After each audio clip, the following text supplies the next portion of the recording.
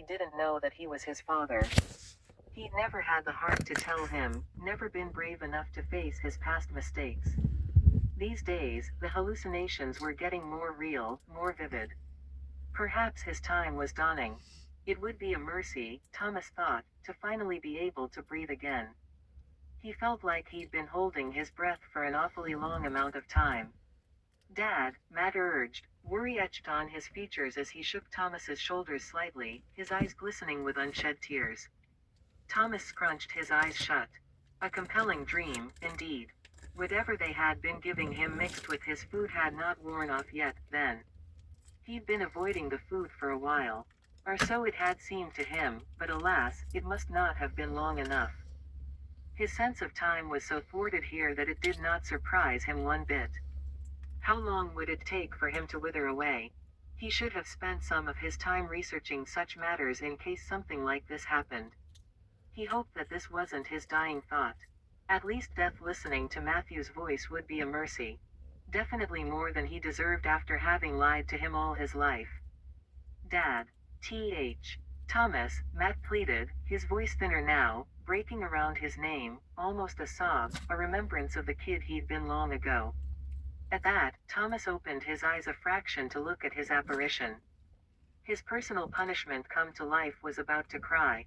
Thomas had hated it when Matthew, as a child, had cried and been afraid to ask for him. Those had been the times when he'd wanted to run to him and tell him he was his father and that he loved him, to beg him for his forgiveness.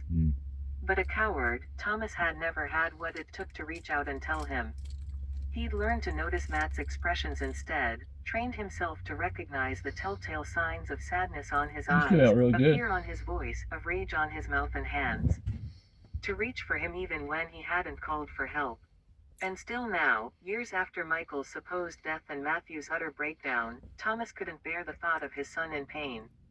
When he saw the tears pooling in his eyes, how he was biting his lip to prevent himself from crying, Thomas was suddenly jerked away from his stupor. Matthew, his son, was still cradling his head, his hands warm and rough on his skin even if they were now quivering slightly. His son, Matthew. Looking at him with Sophia's eyes, that same pout drawn on his lips. He was here. In front of him. For real. Ma. Matthew. Thomas rasped, his voice rough, weak, broken with disuse and the strain from shouting for help, though he'd sooner admit to his own death than to screaming for help. He wanted to reach and envelop him in his arms, to beg, as he should have long ago, for his forgiveness. But he refrained from doing so. Matthew would never forgive him. Not for this. It was too much to hope for. It was too much to ask. "I'm sorry," Matthew rasped, "it took me so long to find you." He trailed off, his voice building up to a sob. Thomas's eyes glazed with tears at those words. Matthew had been looking for him. He knew he was his father, and he'd still been looking for him. Unconsciously, Thomas's hand tried to reach for Matthew, an ache stronger than life imbuing his limbs with newfound power, but it was arrested by the chain-pulling taut. He would have winced, but instead, he let out a broken sob as Matthew glowered at the metal enclosing his wrists. Thomas watched him stand up and, taking a knife from his back pocket, start hacking at the chain viciously. His face was contorted in rage as he cleaved it harder and harder. The loud clang of metal against metal startled Thomas, and he gritted his teeth against the quivering of the chains reverberating through him. He was about to say that it wouldn't work when he saw Matthew swing his arm harder against the metal one last time. With a loud clang, the chain snapped, falling around him like the discarded skin of a snake. Thomas's gaze slid towards it in confusion before Matthew enveloped him in a warm hug. "I'm so glad you're alive," Matt breathed, "I was so scared you'd be dead." The tears muffled his voice. And Thomas Whitelaw had seen the best and worst moments of his son. He'd raised him after all, but he had never heard so much fear and pain in his voice. Slowly, as if afraid to shatter the illusion, he drew his arms around Matthew and returned the hug as best he could without wincing, his tears sliding down his cheeks uncontrollably to form two rivers of their own. "I'm so sorry, Matthew," he whispered, burying his face in his son's strong shoulder. "I'm so sorry." It was an echo, the words an elegy he'd written long ago when the love of his life had been forced away, when his own father had stared at him with disapproval flashing in his eyes. Matt drew back, his eyes trained on Thomas's face. Slowly, delicately, he dried his father's tears away. It's okay. He closed his eyes and seemed to be thinking for a second about how to continue, then settled for, "It's okay, Dad." Thomas shrieked under Matthew's forgiving gaze. He didn't deserve it. Not after all that had happened. Not after Sophia. The image of the pretty brunette waitress, wearing her pink apron, flashed in his mind, tearing at an old wound deep in his heart. "Matthew," he breathed, his vision foggy, body giving into exhaustion. "I'm so sorry." He bowed his head, bringing his knees closer to his chest to try and arrest the flow of emotions threatening to make him come undone. Matt pressed his hands to Thomas's shoulders and helped him prop his back against the wall. He glowered at the cold wall and the hard floor when Thomas winced at the contact. "It's okay, you." Matt spied the water jug by the other wall and went to fetch it. Kneeling back down by Thomas's side, he helped him take a long swig. "It's okay."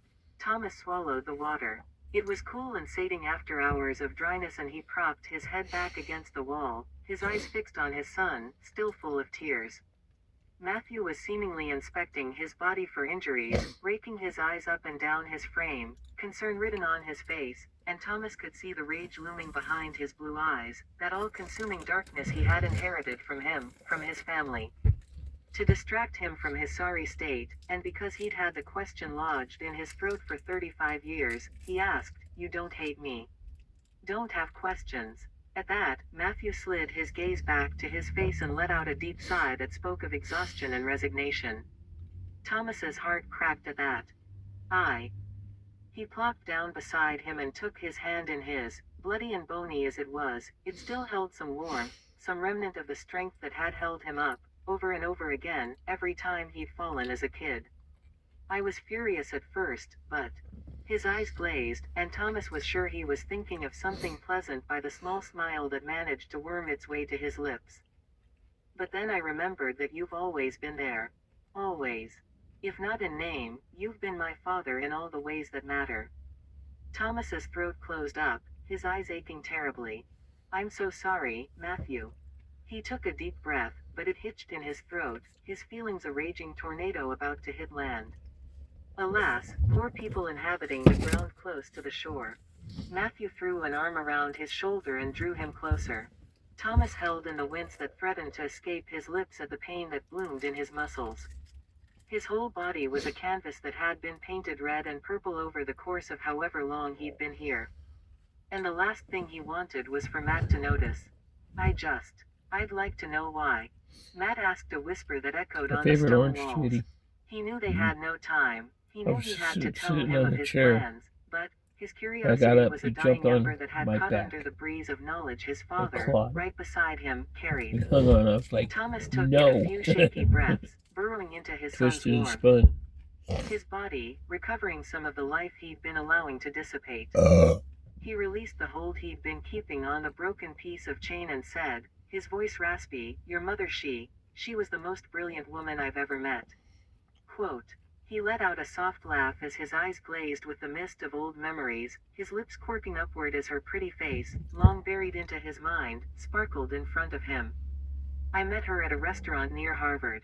When I moved to the States to study law, she worked 2 jobs to keep her sister Mariah and her father fed and clothed, and I went to that restaurant every day from the day I saw her. The first day I saw her, His breath caught, and he swallowed before resuming. She smarted everyone who tried to flirt with her. She was strong and resilient, your mother. Smart and beautiful, and I couldn't tear my sight from her." Thomas's voice had taken a wistful timbre, his eyes gaining some of the light they had lost.